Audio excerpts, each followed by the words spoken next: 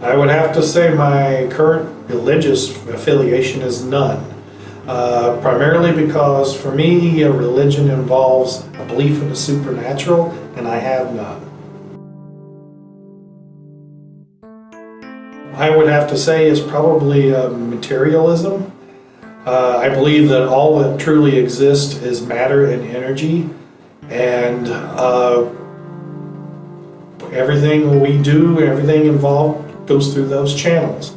If we rely on supernatural, we can never know for certain what it is that we're answering about. I mean, if you believe anything can happen, you have no way of testing it. Otherwise, you have to accept everyone's claims in the supernatural.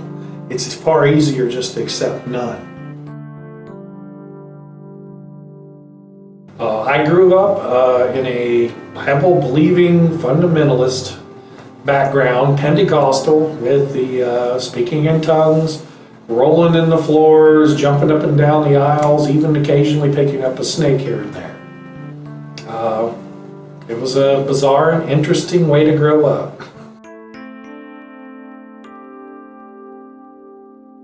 My journey was very interesting. Being raised as a fundamentalist with a strict literal interpretation of the Bible, my parents also at the same time valued truth. And my parents believed that if you could take the Bible literally, then you could prove it by testing, by examining the evidence. And my parents firmly believed, at least they were naive enough, to believe that if you truly dug into the scripture and dug into reality, the two would go together. So once I began to do that and saw that they didn't match, my life turned completely on its head. I remember I was actually the pastor of a church, and I had a lot of my congregation were sick and ill, but I had biblical promises in Mark 16 that if I laid hands on them, if I prayed believing, they would be healed. Unfortunately, that didn't happen. Apparently, reality doesn't alter itself to fit your belief. I would have to say it was reading the Bible, because I began to see contradictions and honestly couldn't in any way reconcile the contradictions. And I began to look at the real world and see that the Bible didn't match what I actually seen. When you prayed, when you asked for things to happen, they generally didn't. As a matter of fact, it just seemed as though prayer and asking God for things didn't occur any more than just random chance. So I began to question and doubt, and at that time, because I had questions, I stepped down from my pastorship. I began to study and took a sabbatical for 2 years, and during that 2 years I read every piece of philosophy, everything about every religion I could get my hands on. I decided that if what I grew up with wasn't right, I should try to find what was, and I came to the conclusion that all religions sounded pretty much the same, and if mine wasn't right, probably none of them was. I was fairly active. As I said, I was a pastor of a church. So as my church or family would have put it, I got the call at age 13, and I was a licensed minister at age 14. I became a church pastor at 19. I was very fiery, very fire and brimstone preaching, very vocal, get up and do a lot of jumping and yelling and hollering, and I had a lot of people who thought I was saying what they wanted to hear. I don't know if I was more of an influence on my parents or they were an influence on me. It's hard to say. It kind of went back and forth. And I was a pastor until I was age 23. I would say probably the major one is a love of truth. What drove me in my passion in my youth was I fervently wanted the truth, what was real.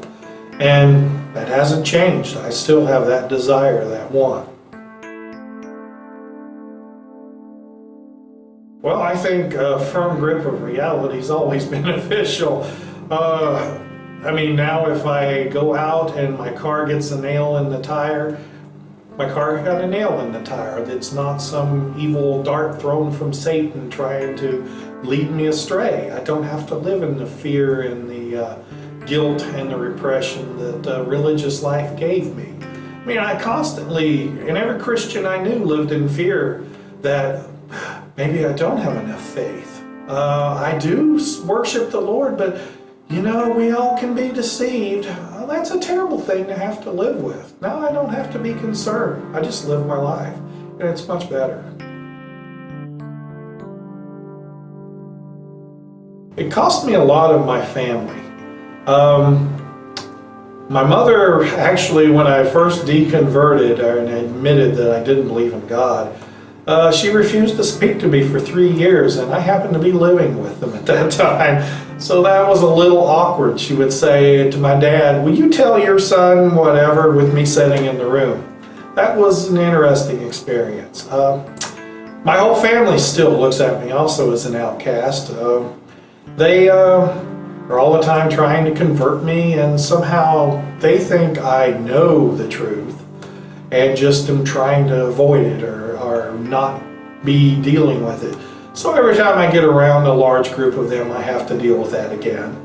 Other than that, I would say I'm not really suffering from it.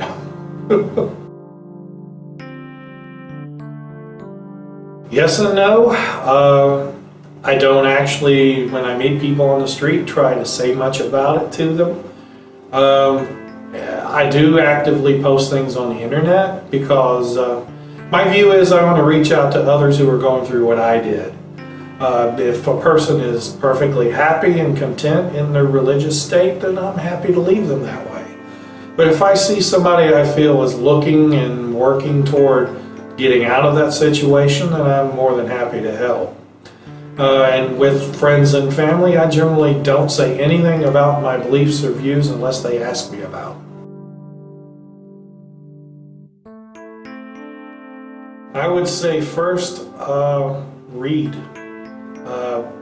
And believe it or not, read the Bible if you're a Christian. Read whatever holy book you have. Look at it critically. Look for things you've never seen before. And then read other people's beliefs, other people's doctrine. It was very easy for me to see through speaking in tongues and the behavior that my crowd went when I realized that Sikhs do the same thing. The whirling dervish are the same experience. There's charismatics in all religions, and if I discount all of the people in different religions, if I discount their experience, then what makes you really think that yours is unique? I think the human mind is capable of doing a lot of things that most people aren't aware of, including making you feel the holy shakes and trembles that people accredit to God. So if you want to go down the road I do, today I'd say get on the internet. Look for other people in your area who've already gone through it. I guarantee you'll be able to find them. Seek out others and find their wisdom.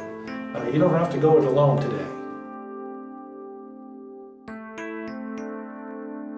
I think most of them probably just don't think about it and do what's convenient and easy. The ones who have actually thought about it, I frankly think most of them are dishonest.